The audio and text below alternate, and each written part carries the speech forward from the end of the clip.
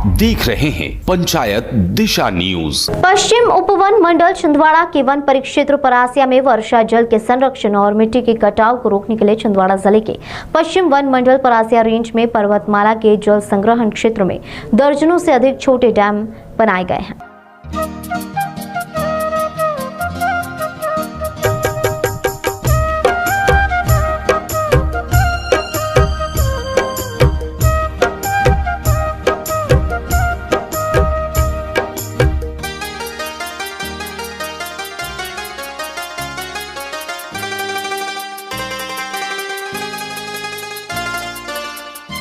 आपको बता दें कि मध्य प्रदेश सरकार ने परियोजना का उद्देश्य छोटे तालाबों के रूप में पानी को बनाए रखना है, जो भूजल जलभृतों को पुनर्भरण में मदद करेगा, घटते जल स्तर को ऊपर लाएगा और वन्य जीवों का समर्थन करने और वनस्पति में सुधार के लिए एक प्राकृतिक जल संसाधन के रूप में भी काम करेगा।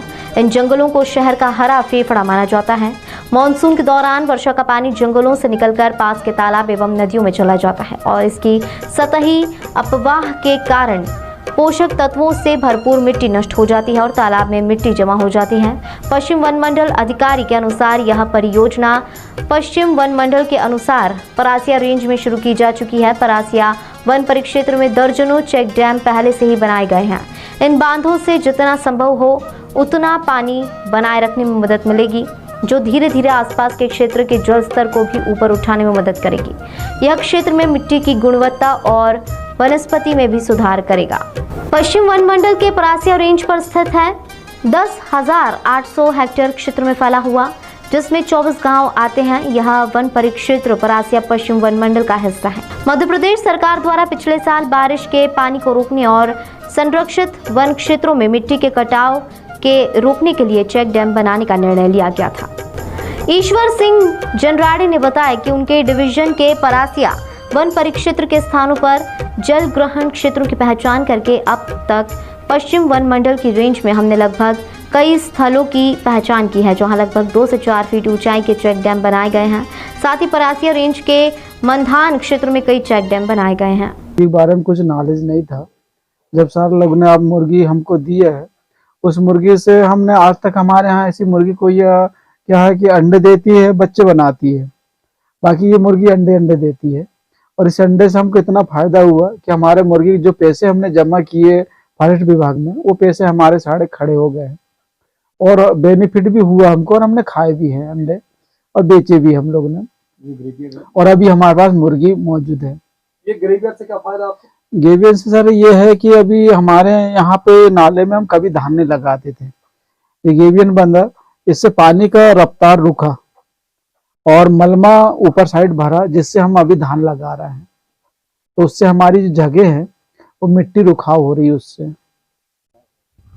सर ये तो हमारे फॉरेस्ट विभाग के कर्मचारी श्रीवास्तव जी सर हैं, इनके माध्यम से हम काम कर रहे हैं और हम जो वर्मी कंपोस्ट है उसका खेती में उपयोग कर रहे हैं। मक्के का 1 साल में औसत भी निकाल चुके हैं। तो इसका जो पहले केमिकल खेती करते थे तो उसका टेस्ट और इसका टेस्ट अंतर है सर। और ये कीटनाशक का उपयोग जो कोठा का फर्श कर रहे हैं और उससे गौ का बाथरूम इकट्ठा करके गड्ढे में, और उसका छिड़काव जो क्या मैंने कहना चाहिए फसल में कीड़े का उत्पन्न हो जाता है, तो उसका भी छिड़काव करके उनको नष्ट किया जा सकता है सर। और जो गेबियन है और अपना चेक डैम है, इनके माध्यम ये काम चल रहा है। इससे मिट्टी का कटाव नदी में नहीं जा रहा सर। ये तालाब है उसके लिए फ़ायदेमंद है, क्योंकि मिट्टी भर जाती है तालाब में, इसके लिए इसका उपयोग कर रहे हैं। और खेती के लिए हमको खेती कहना चाहिए मुर्गी पालन का भी सर के माध्यम से हम कर रहे हैं। तो मुर्गी से अंडे प्राप्त हो रहे हैं किसान लोगों को। क्या नाम है? ये परासिया ब्लॉक में अपने मंधान नदी पे एक डैम बना हुआ है। उस डैम के जलग्रहण क्षेत्र में अपन जलग्रहण क्षेत्र के उपचार का कार्य कर रहे हैं। यह जलग्रहण उपचार क्षेत्र लगभग 10,878 हेक्टेयर क्षेत्र में फैला हुआ है और इसमें 24 गांव आते हैं। इसमें क्या होता है कि कोई भी डैम जब बनता है तो उसमें धीरे धीरे मृदा का संचयन होकर उस डैम की जो क्षमता होती है वो कम होती है और डैम की आयु जो होती है वो कम होती जाती है। इसको रोकने के लिए कैचमेंट एरिया ट्रीटमेंट या जलग्रहण क्षेत्र का उपचार अपन करते हैं। उसमें मुख्यतः मृदा एवं जल संरक्षण के कार्य किए जाते हैं, साथ ही साथ लोगों को इसमें जोड़ने के लिए एंट्री पॉइंट एक्टिविटीज या आस्थामूलक कार्य जिसे कहते हैं वो भी अपन करते हैं।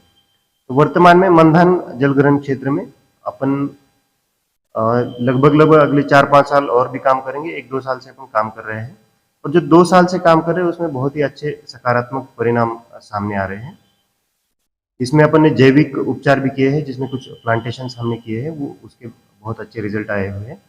और बाकी मृदा एवं जल संरक्षण के लिए जो बोल्डर चेक डैम्स बनाए गए हैं, गेबियन चेक डैम्स बनाए गए, उसके भी बहुत अच्छे परिणाम सामने आ रहे हैं, जिसमें सही प्रकार से मृदा एवं जल का संग्रहण होके जो उपचार का जो अपना उद्देश्य है वो पूरा हो रहा है। और इसके परिणाम अपन सतत रूप से मॉनिटर कर रहे हैं, उसके पैमाने तय किए हुए और उसके परिणाम अपन हर साल उसके नाप रहे हैं। इसका परिणाम ये दिख रहा है कि क्षेत्र के जो कुएं हैं उसमें जल स्तर वो बढ़ रहा है और वो जल स्तर मतलब गर्मी के सीजन में भी बना रह रहा है। तो इसकी भी अपन सतत रूप से मॉनिटरिंग कर रहे हैं कि कुएं के जल स्तर में और हर माह में उसमें कितना कितना पानी है। तो ये सामने आ रहा है कि अपने जलग्रहण क्षेत्र के उपचार से कुएं में पानी का स्तर बढ़ा हुआ है और गर्मी में पानी की उपलब्धता भी बढ़ी हुई है। इसी प्रकार से अपन एंट्री पॉइंट एक्टिविटीज में जैविक खेती के लिए अपन किसानों को प्रोत्साहित करके उन्हें अपन ने वर्मी कंपोस्ट के लिए टेट्रा बैग्स दिए हुए हैं, जो जहाँ पे वो गाय बांधते हैं, गौशाला जो होती है उनकी छोटी छोटी, उनको अपन ने कंक्रीट करके उसका जो गौमूत्र होता है वो इकट्ठा करके उससे इंसेक्टिसाइड कर रहे हैं, उसके टॉनिक बना रहे हैं और उसका भी अपन खेतों में उपयोग कर रहे हैं। तो इसके बहुत अच्छे परिणाम आ रहे हैं कि क्षेत्र में लोगों के मक्का का जो उत्पादन है वो बढ़ा हुआ है, साथ ही लोगों का क्रॉपिंग इंटेंसिटी बढ़ रहा है। लोग पहले एक ही फसल लेते थे, अब 2 फसल लेने लगे हैं।